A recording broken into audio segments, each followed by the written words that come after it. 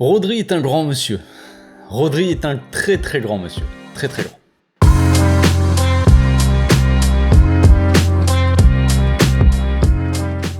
Au passage, n'hésitez pas à vous abonner, liker et commenter. C'est le meilleur moyen de me soutenir et ça fera plaisir à tonton. L'Espagne bat l'Italie 2-1 en demi-finale de Ligue des Nations. Donc rejoint la Croatie qui a battu les Pays-Bas, je crois, hier, c'est ça, en prolongation. 4-2, il me semble. Donc finale. La finale se jouera dimanche. On a assisté à un match mitigé. Le match, là, l'Italie, concrètement, je sais pas ce qu'ils foutent ici. Je m'en souviens plus comment les équipes se qualifient, tout ça, la Ligue des Nations. Moi, ça me dépasse un petit peu. Mais l'Italie, ça joue tellement mal. Après, les joueurs, moi, ne m'intéressent pas. Évidemment, l'Italie, comment dire, il y a Barella que j'aime bien. Évidemment, il y a quelques joueurs comme ça intéressants. Là, il y a que Barella qui me vient à l'esprit. Mais ça joue vraiment. Ils ont eu beaucoup de mal, les Italiens. Ils ont eu beaucoup de mal. Ils ont plutôt bien joué à un moment donné du match, mais c'était plutôt dû aussi à l'Espagne. Et l'Espagne a aussi plus ou moins bien joué à un moment du match, mais c'était dû aussi parce que l'Italie est bidon en soi. Parce que regardez le dernier match de l'Espagne, les amis, ils ont perdu, je crois, 2-0 contre l'Écosse. Que là, l'Italie, ils n'ont pas réussi à vraiment apporter du danger à une équipe d'Espagne qui est clairement pas rodée. Concrètement, moi, l'Espagne, j'aime beaucoup cette équipe, mais tu vois que quand même, il y a eu beaucoup de nouveautés. Évidemment, ils ont changé de coach. Pourquoi ils ont fait ça? On sait toujours pas. Il y a le coach qui a changé, Luis Enrique est parti, c'est Luis de la Pampa qui est venu le remplacer. Donc forcément, tu baisses un petit peu le niveau. Et puis l'effectif, les joueurs qui ont un peu tourné. Évidemment, il manque Baldé qui fait une grosse saison, qui aurait apporté un peu plus de percussion, peut-être un peu plus, tu vois, de danger sur son côté, même si Jordi Alba a plutôt fait un bon match. Même si en fait c'est du grand Jordi Alba, c'est-à-dire qu'offensivement il apporte toujours par ses passes, par ses appels, tout ça, par ses combinaisons, mais défensivement, même s'il a fait un très bon retour en fin de match, défensivement, Jordi Alba, ça fait peur, c'est flippant. Mais voilà, donc il manquait Baldé, il manquait Pedrito, évidemment, puis après, il manquait Dani Olmo qui était sur le banc, qui avait des gènes, je crois, donc qui n'était pas titulaire. Donc, évidemment, il y a quelques joueurs qui sont absents, pas tant que ça non plus. On a vu une défense toute neuve aussi, un Robin Lenormand là, qui a été naturalisé il y a pas longtemps, donc qui vient de démarrer comme ça avec l'Espagne et avec un Laporte qui n'est pas là non plus depuis des années. Donc on a une défense, tu vois, expérimentale. Jesus Navas qui a plutôt fait un match assez intéressant, tu vois, quand je vois le match de Jesus Navas, je me dis pas de problème qu'il soit là, que ça soit Carvajal qui soit sur le banc, il y a aucun souci avec ça. Maintenant voilà, ça donne une défense qui est inexpérimentée, qui n'a pas forcément d'automatisme, et ça s'est vu dans la première mi-temps où l'Espagne ils se sont fait prendre dans le dos à chaque fois. L'Italie ils n'ont pas cherché midi à 14h, ils ont envoyé des longs ballons dans le dos de la défense en espérant que les joueurs arrivent à faire des différences. Ça a marché, en tout cas ils ont été dangereux plusieurs fois en première mi-temps surtout, mais bon c'est pas assez non plus, il n'y a pas assez de talent dans cette équipe d'Italie, il n'y a pas assez de talent. Puis après il y a quand même pas mal de joueurs de l'Inter qui ont joué la finale il n'y a pas longtemps, donc peut-être qu'en termes de fatigue ils sont un peu plus fatigués que les Espagnols, qui sait. Donc l'Espagne, moi, évidemment, si on doit retenir un joueur, je retiendrai Rodri. Quel patron.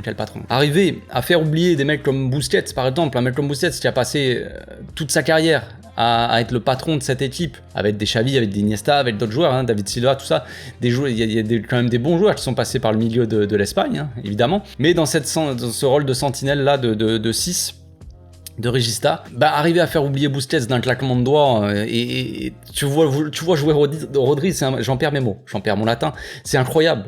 Rodri, il a une aisance.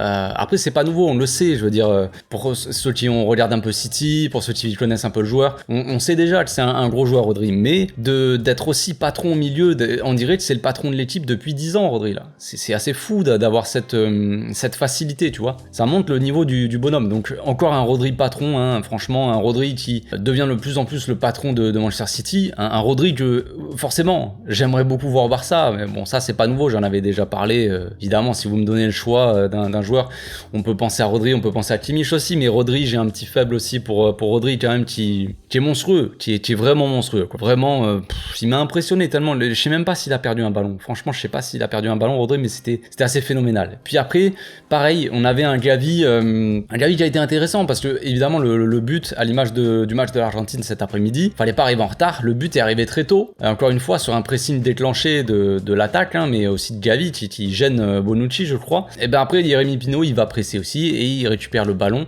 L'Espagne qui récupère le ballon assez haut. L'Italie qui essaie de sortir un peu avec un jeu court, tout ça, mais qui a eu beaucoup de mal à le faire. Et voilà, ça, ils se sont fait punir direct. Punir direct, Jérémy Pino qui claque son petit but, ça fait plaisir.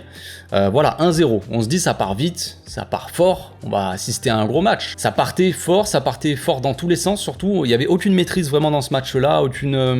L'Italie qui, voilà, ça attaquait, c'était attaque-défense tout le long. C'est pas uniquement, je dis pas que l'Italie est mauvaise en soi pour les supporters italiens. Mais je dis qu'il manque comme à l'image de l'Espagne, c'est une équipe qui est encore, qui manque vraiment de leaders et qui manque vraiment de personnes qui font les différences offensivement principalement, parce qu'évidemment l'Espagne, ils ont toujours des patrons ou des gars qui font vraiment le taf. En défense, il y en a pas beaucoup, mais bon, il y en a quand même. Laporte, c'est quand même un bon joueur, je trouve. Au milieu de terrain, on a Rodri, on a Mikel Merino, je vais en parler après, mais qui a été très intéressant avec Rodri. On a des mecs qui savent tenir le ballon, ça, il y a pas de problème. Mais offensivement, c'est toujours le même problème, l'Espagne, c'est toujours pareil, on le sait déjà. Ce n'est pas nouveau.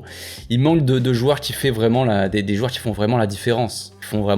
Jérémy Pino, même si c'est un joueur intéressant, pour moi, il provoque pas assez, parce que les peu de fois où il provoque un petit peu, ça passe, tu vois. C'est pas mauvais. Pareil en Italie, bon, il était remplaçant, mais prenez Chiesa par exemple, c'est un bon joueur de ballon. Puis évidemment, il faut que ces joueurs-là, ils élèvent un peu leur niveau et qui performent et qui deviennent peut-être les leaders offensifs de leur sélection. Mais il y a pas mal de jeunes en Espagne, mais ça manque ce petit côté provocation, dribble qui va faire des différences à lui tout seul, tu vois. Et c'est ça le problème, c'est que l'Espagne, ça tient le ballon, mais ça attend des miracles. Et le miracle est venu en fin de match avec cette frappe de Rodri. Très bonne combinaison d'ailleurs. Ansu Fati qui était rentré, là, qui avait mis son maillot à l'envers quand il est rentré. m'a fait rire. Ansu Fati qui rentre, il fait une petite combinaison avec Canales, peut-être qu'il laisse passer la balle. Canales qui sert Jordi Alba qui part dans la profondeur, qui va servir voilà, c'est repoussé. Rodri qui sort sa frappe de mulet là, et après c'est repris par Joselu qui était rentré, qui avait remplacé Morata. Joselu, 3e match je crois avec l'Espagne, 3e but. C'est assez original, mais pourquoi pas. Pour un joueur de la qualité de Joselu, tu vois, tu t'attends pas à ça, mais voilà, il était là au bon moment, au bon endroit, tout simplement, donc ça fait la différence. L'Italie qui avait égalisé au passage sur un penalty, voilà, c'est une faute bête de la part de Robin Lenormand qui faisait sa première sélection titulaire contre l'Italie, tu vois, c'est ce que je dis, quoi. C'est des équipes qui manquent de stabilité, qui manquent d'automatisme, parce qu'il y a beaucoup de nouveaux joueurs, c'est une équipe qui a beaucoup changé ces dernières années, que ce soit l'Italie ou l'Espagne. Et tu vois clairement pourquoi ça manque d'automatisme, pourquoi c'est pas très fluide, tout ça. Même si, comme je le répète, Rodri et Merino au milieu, c'est plutôt intéressant. Franchement, c'est plutôt intéressant. Gavi, j'ai trouvé pas trop mal dans un rôle très différent aussi. On va parler vite fait tactique, parce que en première mi-temps, le milieu c'était un double pivot Rodri-Merino avec Gavi en 10 qui était assez proche qui devait tourner autour un peu de Morata. Sauf que on avait un bloc un peu trop bas. Luis de la Pampa, je sais pas ce qu'il a dit à ses joueurs, mais le bloc quand on devait défendre, il était un peu trop bas de l'Espagne. On avait un bloc une équipe un peu découpée en deux, comme l'Italie en fait en fin de match, qui pressait en fait les attaquants, ils pressaient, les défenseurs ils pressaient pas, ils restaient bas. T'avais un espace au milieu, il y avait personne. Là c'était un peu pareil, mais quand il s'agissait d'attaquer avec l'Espagne, on a un Gavi qui, bon, quand même revenait souvent demander le ballon, mais qui souvent était assez proche. Rodri qui restait un peu bas, Merino aussi un peu bas, et ça manquait d'un lien, tu vois, entre le milieu et l'attaque. C'est pour ça qu'à la mi-temps il a sorti Rodrigo là, Moreno là, l'attaquant de Leeds. Il a sorti, il a fait rentrer Asensio, qui est un joueur qui revient un peu plus chercher le ballon au cœur du jeu, qui revient un peu créer un peu plus le jeu, tu vois, au milieu de terrain. Donc ça a donné ce lien aussi entre le milieu et l'attaque, et ça a mieux marché du coup. Gabi qui arrivait à mieux trouver ses collègues, tout ça. On peut dire que c'est un bon coaching de la part de Luis de la Fuente, quand même. On peut lui attribuer tout ça, même si le match il est pas fameux, même si cette équipe d'Espagne, elle fait plus autant rêver qu'avant, qu'il y a des années, on le sait très bien, mais là avec le changement de Luis Enrique, moi ça m'a fait mal parce que Luis Enrique c'est un très bon coach et il y avait aucune raison vraiment à ça de mettre un mec aussi juste pour faire plaisir à certains, quoi. Donc tout n'est pas parfait dans cette équipe, mais il y a des choses à retenir quand même. On va voir ce que ça va donner contre la Croatie dimanche. En attendant, ils sont encore en finale de la Ligue des Nations. La dernière fois, ils s'étaient fait voler contre l'équipe de France. On va voir si ça sera la même chose contre la Croatie, parce que bon, quand on regarde l'arbitrage, quand même, hein, si on doit parler de ça vite fait, c'est scandaleux. L'arbitre, il est cataclysmique. Alors on sait que c'est l'arbitre, si je me trompe pas, je crois que j'ai vu passer ça sur Twitter. Je crois que c'est l'arbitre qui a arbitré Inter Milan-Barça. Vous savez, les fameuses mains, tout ça. Donc forcément, mais franchement, l'arbitrage, il était catastrophique. Il était catastrophique. L'arbitre, il y a faute sur le joueur, il laisse jouer, une fois qu'il revient pas à la faute, une fois que l'autre il regagne le ballon. Enfin, c'était que des trucs comme ça, que des fautes. À peine tu touches les Italiens, ils tombent par terre, on connaît un peu l'histoire. Commedia dell'arte, tout ça. Pizza Ristorante, on connaît. Mais l'arbitre était vraiment mauvais.